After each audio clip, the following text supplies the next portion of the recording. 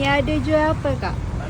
Kat sini kita ada jual nasi lauk ala-ala Kelantan lah. Memang original Kelantan. Sebab asal Kelantan kan. Lepas tu nasi gabus pun ada. Kita ada daging bakar. Lemak bakar kita ni. Kalau ada stok je ada. Kalau tak ada memang tak ada lah. Memang tak ada lah.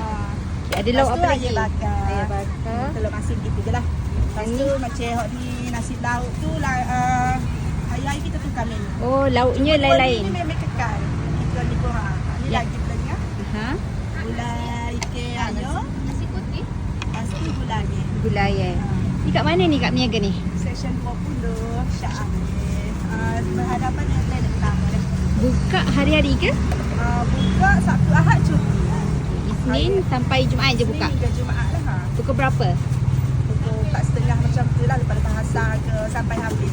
Pada lambat pun pukul 9 nasi gabus boleh. Abang? Nak lauk ke apa? Lauk sini best seller apa? Dan seller sini lemak bakar lah. Lemak bakar Lemak bakar siapa daging pun boleh.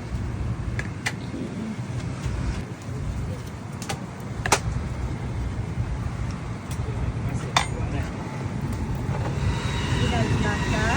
Okey. Ni best seller dia. Telur masin. Telur masin ni add on dah sini.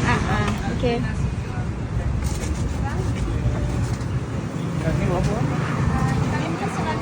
Macam ni berapa? Yang ni RM11.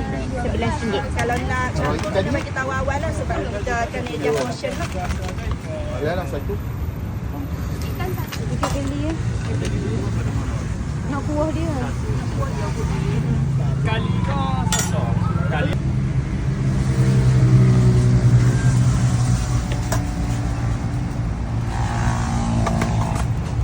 Telur masin. Telur masin.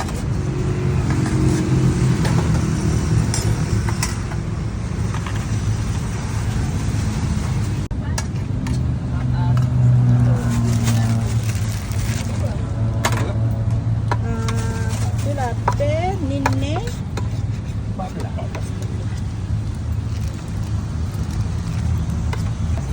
Bagi daging. Buah saja.